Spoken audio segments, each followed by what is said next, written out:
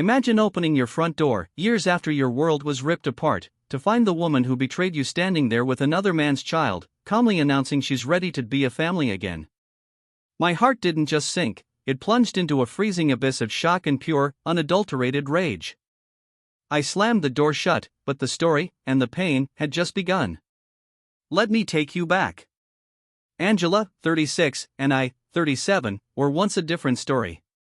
We met in our mid-20s, colleagues at the same firm. 2 years of dating, then marriage, and within 3 more, 2 beautiful daughters, now 9 and 7. Our firstborn brought us closer, a joyful new chapter. But then came the unexpected second pregnancy. Angela wasn't happy about it. I even told her I'd understand if she chose not to go through with it, not wanting to put her through anything she didn't want. She decided against it, but after our second daughter arrived, everything changed. The Angela I knew vanished. She became a storm cloud, moody, irritable, constantly picking fights with me or our eldest. I clung to the hope it was just hormones, a temporary phase, and I tried my best to adjust to this new, volatile version of my wife. But it wasn't temporary. Things only got worse. My daughter and I learned to walk on eggshells, tiptoeing around the house, dreading the next outburst. Angela had chosen to be a stay-at-home mom after our first, which I fully supported. But after the second pregnancy, that choice seemed to disappear. I was shouldering everything. We even had to hire a housekeeper while she was pregnant because she claimed she was too exhausted to manage the house and kids. It stretched our budget thin, but I agreed, not wanting to inconvenience her, especially during pregnancy. I truly believed once the baby was here, she'd bounce back. And let me be clear, I wasn't some lazy husband. I pulled my weight after work, no matter how tired I was. But months after our younger daughter was born, nothing changed. Angela remained a stranger, cranky, irritable, refusing to do anything around the house. She'd spend her days glued to the TV, barely acknowledging the kids. Sometimes, she'd even pay our neighbor to take them to the park. The resentment festered inside me. I was grinding away at work, day and night, just to keep us afloat, while she wouldn't even do the bare minimum at home. The housekeeper, a necessity, was becoming an unbearable financial strain, making it impossible to save for our girls' futures. 6 months in, I knew I had to talk to her. This couldn't go on. I sent the girls to my parents, preparing for the difficult conversation ahead. I sat Angela down, trying to be empathetic. I told her I understood she was tired, but we needed to work together. I explained the cost of the housekeeper was unsustainable and asked her to honor her commitment to the household chores so we could lower the housekeeper's hours and save money. Her response was immediate, hostile refusal. She claimed she was too busy watching the kids to do anything else, and that I should just earn more instead of blaming her for my financial struggles. I tried to explain I was already giving my all, and she needed to do the same if we wanted our marriage to survive. That's when I made a mistake. I gently brought up how she wasn't really watching the kids as much as letting them sit for hours, watching her tacky reality TV, a fact the housekeeper had let slip. She absolutely erupted. Accused me of spying on her, of using the housekeeper against her. It spiraled into a furious tirade.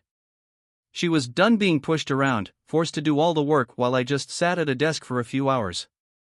She then had the audacity to say it was my fault I couldn't afford a housekeeper, and a shame I had to beg for her help, since I was the man of the house. It was a nonsensical, desperate grasp at straws, twisting everything to make me the villain for expecting her to contribute. The argument exploded into a full-blown war. She called me a loser who couldn't afford a woman like her. I retaliated, venomously calling her a lazy cow who'd already failed as a mother, pointing out how terrified our eldest was of her, and was now failing as a wife. That last remark hit a nerve. She shoved me, hard. I lost my balance, crashing back onto the coffee table. The glass shattered, cutting into my back. Pain, sharp and immediate, shot through me. I was rushed to the ER. She followed, crying and apologizing, but the damage was done. Luckily, the injuries were superficial, but it could have been so much worse. I couldn't trust her anymore. Not with me, and certainly not with our children. I told her to move out. My parents took our daughters in, keeping them safe. For a week, she protested, swore it would never happen again. But my trust was irrevocably broken. I almost filed for divorce then and there. But she begged me, promised therapy, promised to change. I didn't want my daughters to grow up without a mother. So, we struck a deal: she'd move in with her parents, get professional help, and only if a medical professional gave her a clean bill of health would she be allowed back. We started marriage counseling, living separately, hoping against hope. My parents moved in to help with the girls, a godsend during those difficult weeks. Counseling sessions continued weekly, and for a while, it felt like we were making progress. Her therapist even reached out, explaining Angela had been suffering from severe postpartum depression, which accounted for her anger issues. They said she was getting better. After about 6 months, I cautiously allowed supervised visits with the girls. She was slowly becoming the woman I'd married again, and I started to believe in a second chance. But then, abruptly, she stopped showing up to counseling. She stopped returning my calls. Her therapist kept telling me she was still making progress, which only confused me more. For weeks, I tried to reach her, but she kept blowing me off, saying she needed time to herself. After 3 agonizing months of this, I couldn't take it anymore. I decided to visit her at her parents' house. I'd avoided it before. Her parents despised me, blaming me for driving their daughter crazy. Angela had warned it would only cause drama, but I was desperate. When I arrived, Angela wasn't there. Her parents, cold and smirking, told me they weren't allowed to say where she was, then slammed the door. A sickening feeling twisted in my gut. I called Angela repeatedly, but she didn't pick up. Paranoia set in. I snuck around the back, knowing they sometimes left the kitchen door ajar. But I didn't even need to go that far. There, on a swing in their backyard, was Angela. Her back was to me, and she was locked in a passionate embrace with a man I didn't recognize. That image, seared into my brain, remains the most horrifying moment of my life. The guy pulled away when he saw me. By the time Angela turned, her eyes wide with shock, I was already numbly walking back to my car. She caught up, babbling apologies and explanations, trying to grab me. But I shook her off, a visceral disgust coursing through me. "Don't touch me," I managed to choke out. Then I drove away, my world utterly shattered. As soon as I got home, I blocked her everywhere. No explanations, no excuses. I told my parents everything, then asked them to find me the best divorce lawyer they could. Emotionally, I shut down. I was a robot, existing only for my daughters. So, when I learned Angela was terminating her parental rights, choosing to abandon our girls, I felt nothing. She wanted to be with Sean, her childhood friend she'd reconnected with at her parents' house. Apparently, she'd fallen in love with him. Her parents, who had always rooted for Sean, enthusiastically supported her choosing her own happiness. As if she'd ever done anything but that. The divorce dragged on. Despite her blatant cheating, she still tried to fight for alimony. But my lawyer and I fought harder. We made sure she walked away with absolutely nothing. Every penny was mine, earned while she sat at home watching TV. By the way, if you found yourself nodding along or feeling the weight of this story, do me a favor and hit that subscribe button. It helps me share more tales of navigating life's craziest twists and turns. 5 years. 5 long years since the divorce was finalized, since she walked away empty-handed. Those initial months were the hardest of my life, but I couldn't break. I had my daughters, and they had only me. My parents, then, were my rock. They helped me juggle work and childcare, and I'll never be able to thank them enough. And honestly, looking back, the divorce, which felt like the end of the world, was actually a new beginning. I'm in a better place now, in every conceivable way. I earn more, we moved into a bigger house, and my daughters are thriving. My parents live nearby, friends surround us, and my girls are happier than I ever imagined. That's all a man needs, and I was so grateful to the universe for this newfound peace. Or so I thought. A few days ago, the doorbell rang. The kids were at school, and I was just heading out for work. I opened the door. There she was. Angela. And beside her, a little boy, no older than 3 or 4. Her son. I was completely blindsided. Before I could process it, she started crying, a theatrical display of remorse. She was here, she said, to apologize, to make things right, to finally be a family again. She wanted to give our marriage another chance. The sheer audacity of it left me speechless.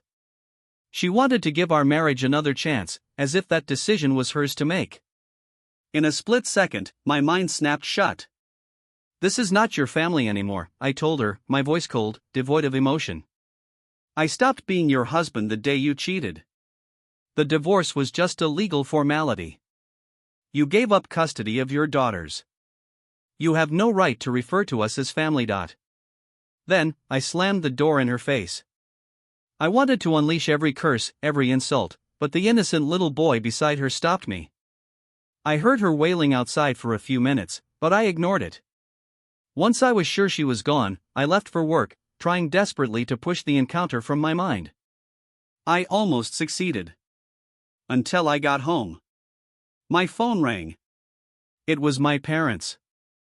They were furious, demanding to know why I'd turned her away. That's when the true betrayal hit. Angela had called them after I shut the door. And they were the ones who had given her my new address. They had told her to visit. They had been secretly in contact with her for over a month, planning this reunion. They believed our daughters needed a mother, and Angela deserved another chance. They even had the gall to tell me they had told her what to say. I exploded.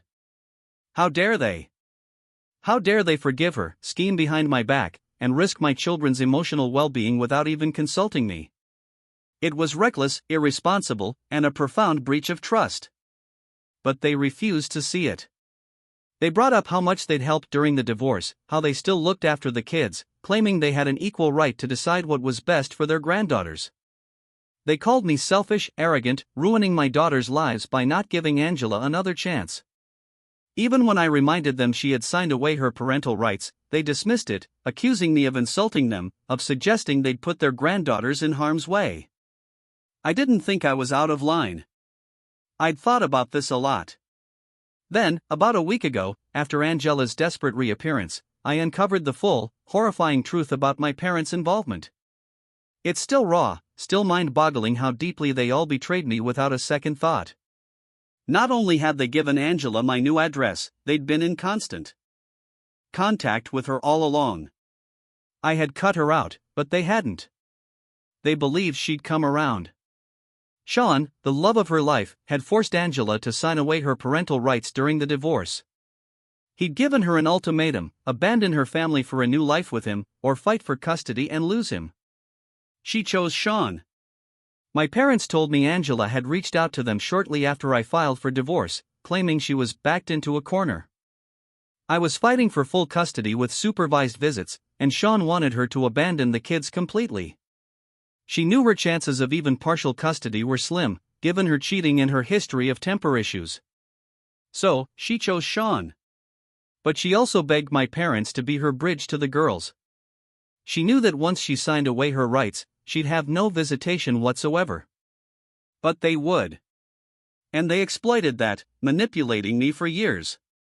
Whenever I dropped my daughters off at their house, Angela was there. My parents would bribe the girls with toys and candy, instructing them to refer to their mother as Grandpa and Grandma's friend if I ever asked. When I confronted my daughters, they burst into tears, terrified. They confessed, saying Angela and my parents had drilled it into their heads that God would punish them if they told me. I felt like a terrible father for not digging deeper. But my anger quickly turned to fierce resolve. This all ends now. The irony of Angela's situation wasn't lost on me. She gave up her rights, met her kids in secret, all for Sean. Now, Sean and she were getting divorced. He'd received a job offer out of state and wanted nothing to do with her or their son. He was done sacrificing his future for her happiness. For me, it felt like a bitter, undeniable form of justice. I've spoken to my lawyer. Petitions for restraining orders against Angela, and shockingly, against my own parents, have been filed. My daughters and I have had a difficult, but necessary, conversation. They understand they won't be seeing their grandparents or Angela again. They seem okay, for now. But we're starting family therapy, because I know this has been incredibly difficult for them, silently bearing this secret for 5 long years. The restraining orders have been served. My parents and Angela are due in court. I've blocked them everywhere, warned my friends not to communicate with them. Our home security has been ramped up, and I'm working remotely. I've spoken to the school, ensuring only I can pick up my girls. I'm doing everything in my power to keep us safe and away from their manipulation. And just yesterday, the court granted the restraining orders. For the next 5 years, all 3 of them have to stay far away from me and my daughters, or face severe consequences. I'm keeping all the security measures in place, because the last time I saw them, they looked absolutely livid, and I'm taking no chances. My daughters and I are attending regular family counseling. We're making progress, real progress. All I want now is for them to be happy. That's it. Have you ever faced such a profound betrayal from the people who were supposed to protect you? What would you have done in my place? Tell me what you think in the comments below, I really want to know.